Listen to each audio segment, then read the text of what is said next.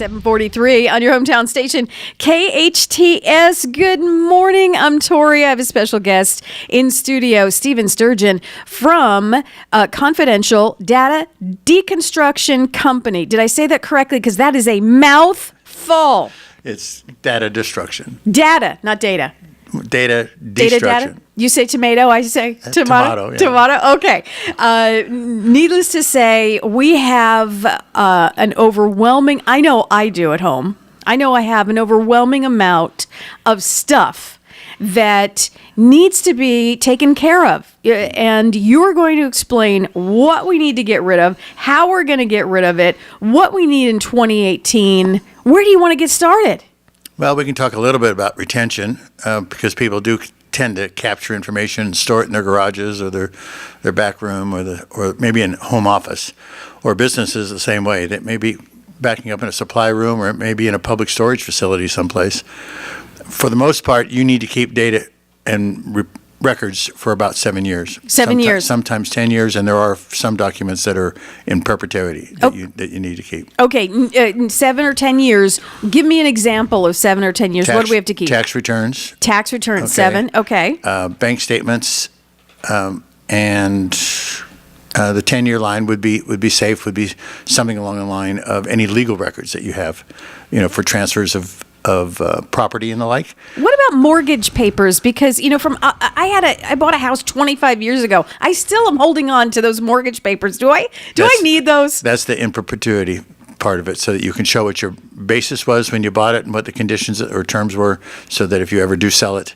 Oh, no, it's long gone. What I'm saying, that was my first house 25 years ago. Oh, no, I'm in another place now. Do I need to keep that? No. You don't need to keep that. Because I feel like I do. Now, businesses, what a lot of them don't know is that things like even employee applications are required to keep that information for 3 years.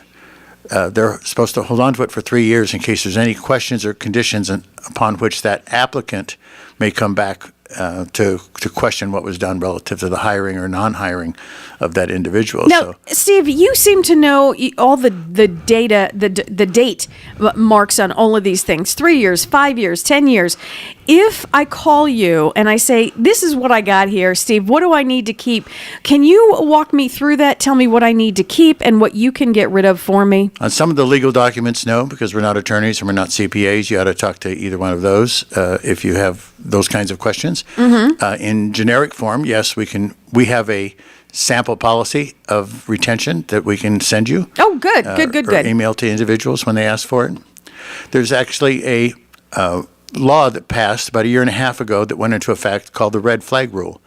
And it's primarily for businesses. Okay. And it basically says that any company that has 3 or more employees is supposed to have an internal policy that says what kind of information do we capture, who gets to see it when it comes in, okay, where do we store it, how long do we keep it, and how do we get rid of it.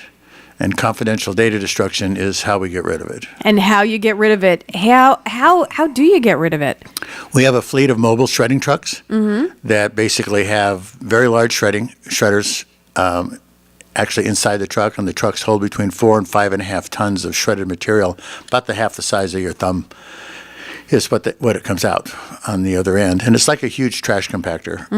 And then that material is recycled to keep to help in the environmentally protected. I love that you're green. We're very green. I love that you're green. What is 2018? I can't believe I'm saying that. Steve, what do we need to do in 2018? Is there anything we need to take care of New Year going forward?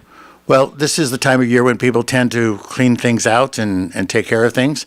Look for, if you have a number of boxes, anything over 6 boxes or more, look for somebody that can take care of them that's certified. There's actually a national certification, much like a CPA or a lawyer and the like, where there's accreditation. Our employees have to pass both federal background checks as well as drug testing, and they take annual certification tests.